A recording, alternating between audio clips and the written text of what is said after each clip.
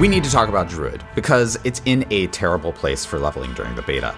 Now, first, most of you should probably be playing Tornado Druid. I've got a Tornado Druid build here that you can take with you. Feel free to pause the video, or you can check out all the build cards that I have on my Discord. Link is down next to the like button. The main problem here is that Druid has the biggest skill tree in the entire game. I'm not kidding. Hey, look at this beefy boy. The natural result of such a wide skill tree is that it's more difficult for the player to get a handle on the early leveling skills. And it's not like Druid gets more skill points than other classes or something. It has the same amount of skill points, 1 per level and 2 per renown per zone. But not only is it more difficult to understand what's happening with more skill nodes, many of them are just straight up bad during the leveling process from 1 to 25. That has the effect of turning this skill tree into more of a game of Minesweeper, where you're just trying to avoid all the bad skills instead of focusing on the fantasy and the archetype that you want to build. For example, let's say you want to build a bear druid. You like the idea of running around, smashing things as a big bear. Well, here's the best pulverized build that we have right now. Now, this is actually surprising. You might think that at level 7 you take the werebear skill Debilitating Roar, but this is a huge mistake. You need to actually take Earthen Bulwark instead and grab the enhanced Earthen Bulwark right away because it has Unstoppable. Now, we've talked about Unstoppable in many of the previous videos here on the channel and how important it is, and if you've been paying very close attention and you read the entire skill tree, then you would have picked up on this and you would have taken Earthen Bulwark instead of these other options. But look, all of these other nodes here are bad. This is a minefield of bad skills that is going to make your leveling process extremely painful. For the sake of argument, let's take a look at a good build, Tornadoes. Now, when you get to the companion skill cluster here, you have a very obvious source of 3% multiplicative per skill point passive that gets doubled when enemies are crowd controlled.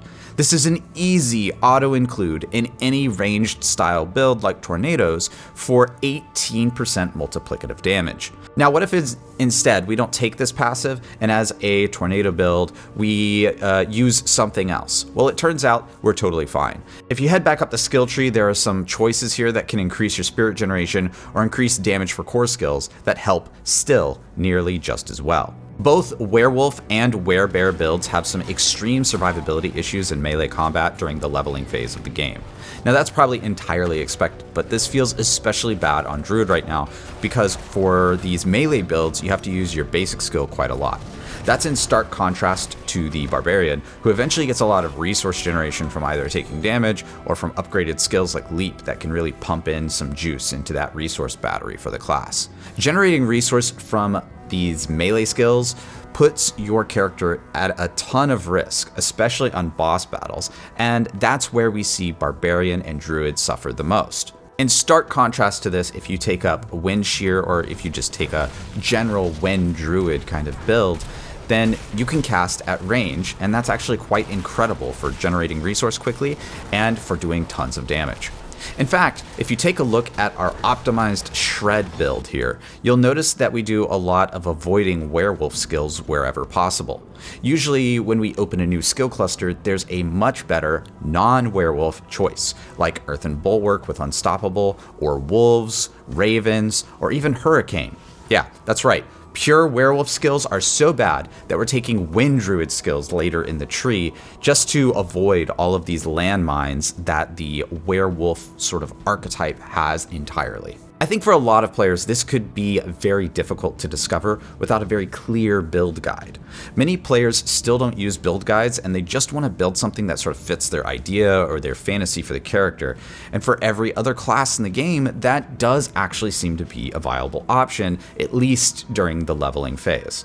Even for Barbarian, if you just focus on bleed skills, there's some very obvious synergies here, and while they're not as powerful as Upheaval, you can still slog through the game just fine. If you take the same approach to Druid, on the other hand, you'd be making a huge mistake. Debilitating Roar for Werebear, for example, is a terrible skill, and Blood Howl for werewolf builds is also pretty bad.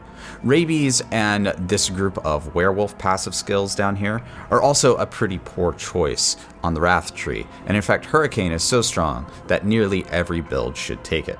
I did end up picking Neurotoxin and Toxic Claws during my leveling process just to test it out with Werewolf, and the poison from this skill was doing 1 damage per tick, the absolute minimum that it could possibly even do. Now this might be a very hard problem to fix for Blizzard, because the Druid does actually start to come online once you pick up a few legendaries.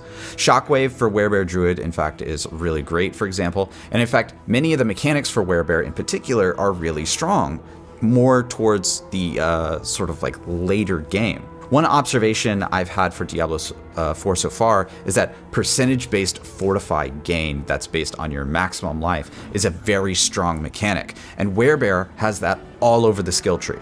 The main problem is that when you're leveling your very first character for the very first time, there's no ways for you to get the damage and the survivability that you need.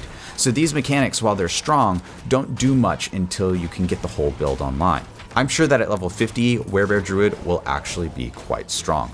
Anyway, there's a lot more here to go into detail in future videos, and much for us internally at MAXROLL to consider regarding Druid leveling builds. But we only get one short weekend to play the beta with the Druid and the Necromancer classes, and I think that I'm going to spend most of my remaining time playing the Necromancer because it's just so much more fun to me. Now that said, I have a lot of exciting guides and builds coming to the channel before Diablo 4 launch, so please subscribe. Anyway, I'll see you in the next one. Peace.